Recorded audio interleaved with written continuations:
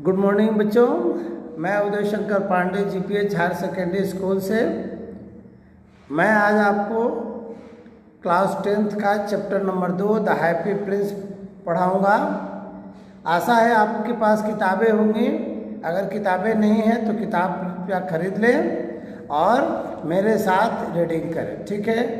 इसके अलावा आप एक कॉपी बना लेंगे जिसमें इसके डिफ़िकल्ट वर्ड मीनिंग भी लिखेंगे और उसका इस्तेमाल भी लिखेंगे। कुछ वर्ड मीनिंग मैं आपको लिखवा दूंगा और यहाँ बता दूंगा, तो इसके बारे में भी आप थोड़ा ध्यान रहेंगे। Be sincere about this things, ठीक है। चलिए, तो बिना समय गंवाए हम चलते हैं chapter number 2 the happy Prince के तरफ, ठीक है। ये जो कहानी है बेसिकली इस राइटर के बारे में समझिए। पहले ऑस्कर विली एक आयरलैंड के राइटर थे and he was very like sparkling and comedian writer. तो कॉमेडियन राइटर इसलिए कि उसको उनके में थोड़ा हंसी मजाक भी हुआ करता था बीच बीच में, और कभी कभी ये समाज के बीच जो गैप होता है उसके बारे में ये हाईलाइट करते थे अपने जो छोटी छोटी स्टोरियों के माध्यम से, ठीक है।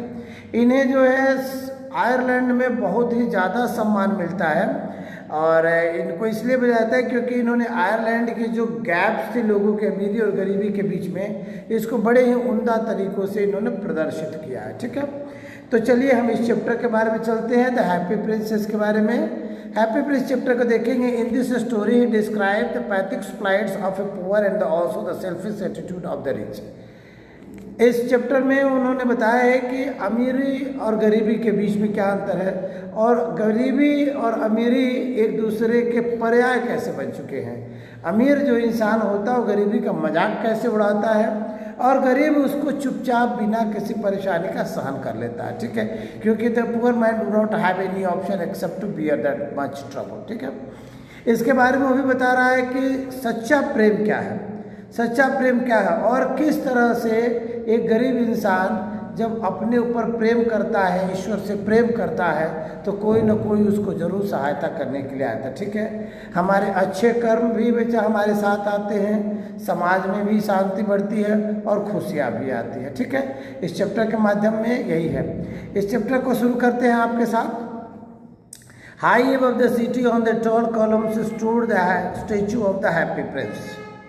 हैप्पी प्रिंस जो था एक राजा था और शहर के बीचों बीच जो है एक लंबी सी उसकी स्टैचू जो है, स्टैचू मतलब मूर्ति लगा दी गई थी, ठीक है। He was gilded all over the 3 leaves of the fine gold for eyes he has a 2 bright sapphire and large and the red Ruby glow on his sword head.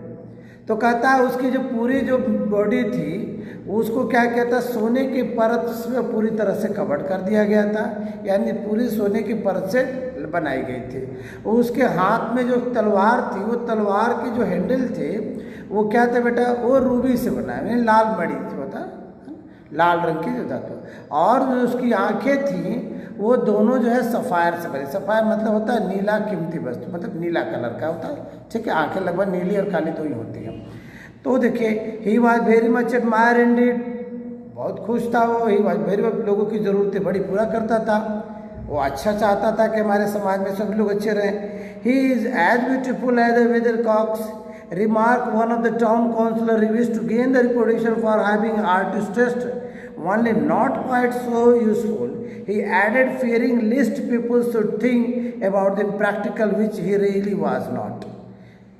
इसमें हमारे बता रहा कि टाउन काउंसिलरों का तो लोगों को ये मत था कि ऐसा तो शायद ही कोई राजा हुआ हो जो उसकी इतनी प्रशंसा हुई हो, जो इतना बड़ा प्रेमी हो और लोगों के ज़रूरत के अनुसार काम करे। उसके राज्य में जो लोग थे वो निडर हो के क्या करते थे और बड़े ही शाश्वत तरीके से प्रैक्टिकल रहते थे।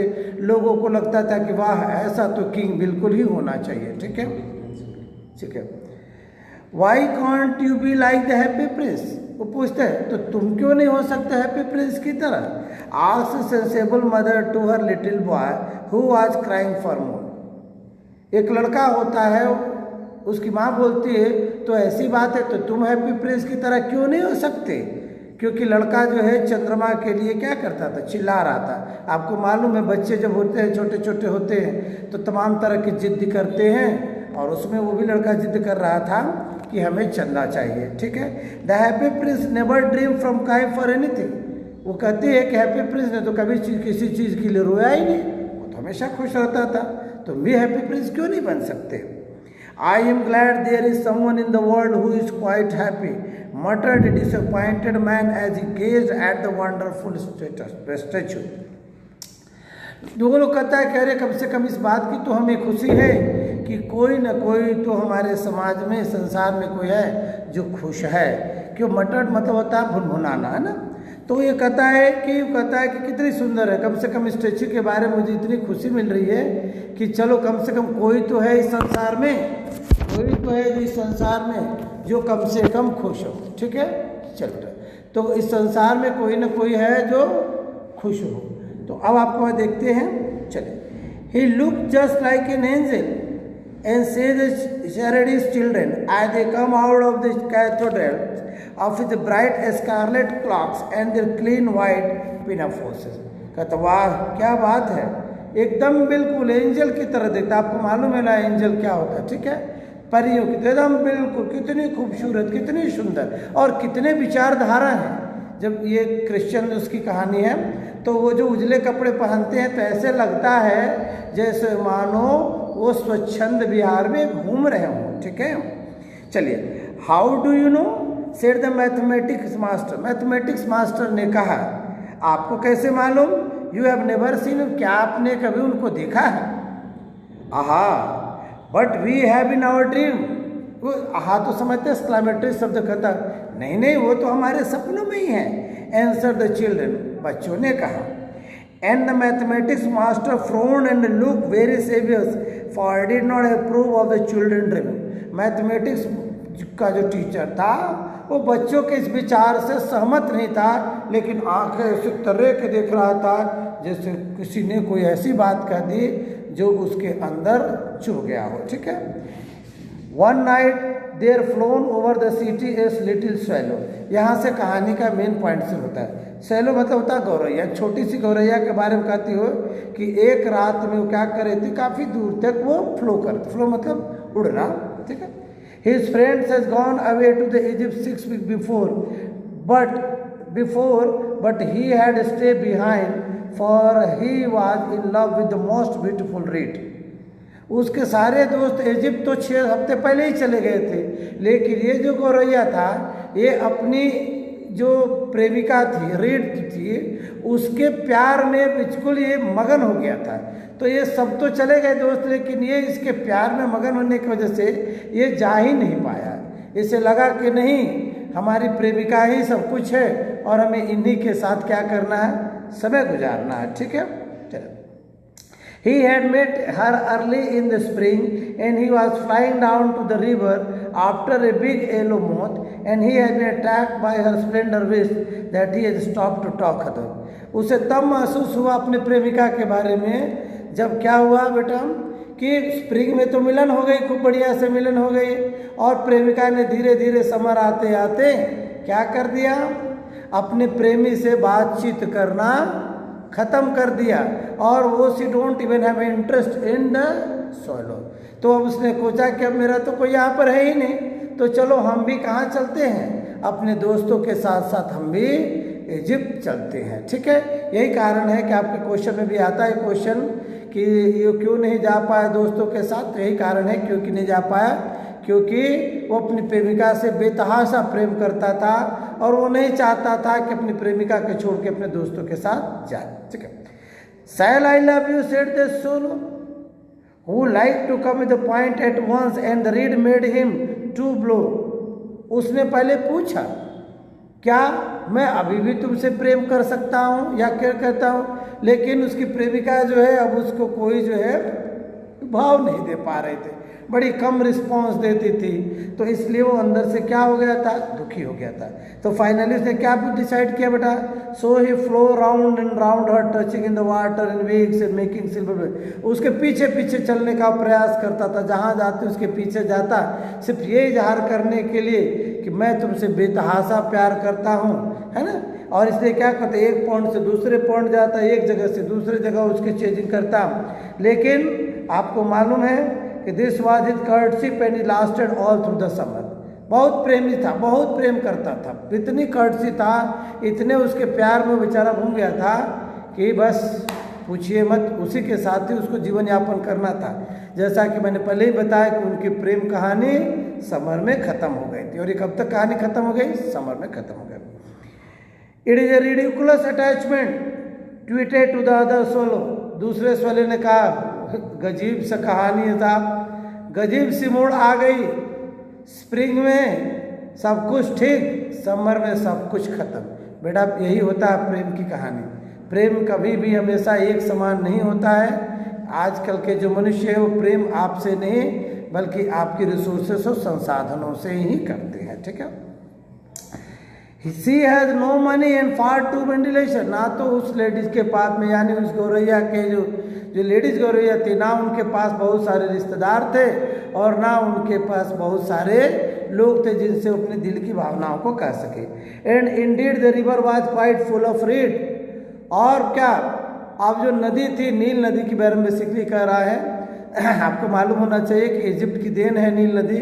तो नदियाँ जो हैं ये पूरी मुहाने पर थी। क्यों मुहाने पर थी? क्योंकि मौसम बरसात का आने वाला था और पूरी मुहाने पर थी। Then the autumn came and all flew. अब सबको मालूम है कि ऑटम आ जाएगा, इसलिए जो बच्चे कुछ गौरैया थे अब सबने सोचा कि अब यहाँ से निकलने में हमारी भलाई है, क्योंकि अब वहाँ पर ऑटम के समय रुकना उनके लिए अच्छा नहीं होता, उनके सेहत के लिए अच्छा नहीं होता। After they had gone they felt lonely and began to tired on his lady love। कुछ दूर जाने के बाद, कुछ समय के बाद वो जो इंसान है, सभी लोग जो है वो लेडी गौरैया के बारे में सोचते रहे कि उसने कैसे उसे अकेला छोड़ दिया और उसे कैसे क्या कर दिया। मीठी मीठी बातों में फ्लिटरिंग करना, फ्लिटरिंग मतलब चापलूसी करना, चापलूसी करके इधर उधर की बातें करके उसने बहकावे में क्या किया, उससे टाइम पास किया। ठीक है।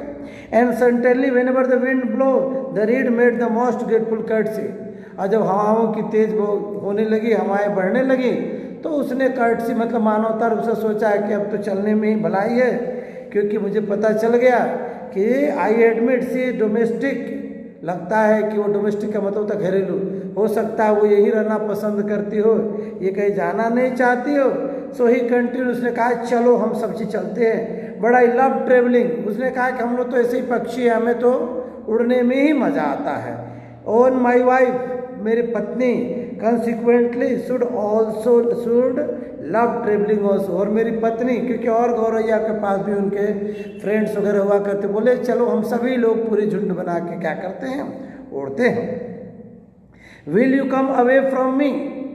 सभी ग्रुप वालों ने उस गौरैया से पूछा जिसकी गर्लफ्रेंड की कहानी आपको बता रहे हैं, क्या तुम भी मेरे साथ चलोगे? अब तो तुम्हें सब कुछ जो मिलना था वो मिल गया है ना।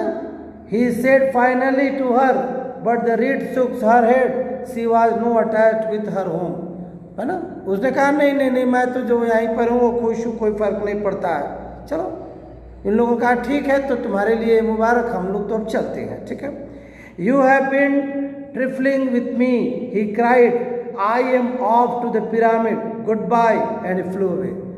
उसने लास्ट में कहा सोच लो, चलना हो तो चलो हमारे साथ, क्योंकि अब तो मुझे मालूम है। उसने कहा नहीं नहीं नहीं, मुझे तो नहीं जाना। उसने कहा ठीक है, अब तो जो होना था वो हो गया है ना, जो होना था वो हो गया, अब हम यहाँ से चलते हैं, गुड बाय, आपको बहुत बहुत मुबारक हो।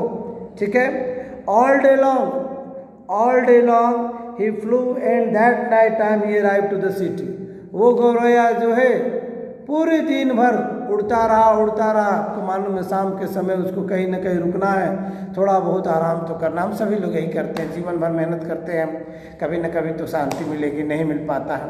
ये गौरैया सोचता है मैं तो अब धीरे धीरे प्यार में थोड़ा बहुत पागल भी हो गया था, तो उसका मन भी नहीं लगता था उस अपने फीमेल फ्रेंड को छोड़ने के लिए, लेकिन मजबूरी थी। अब उसने कोई भाव देना शुरू नहीं किया था, उससे सारे रिश्ते खत्म हो गए थे।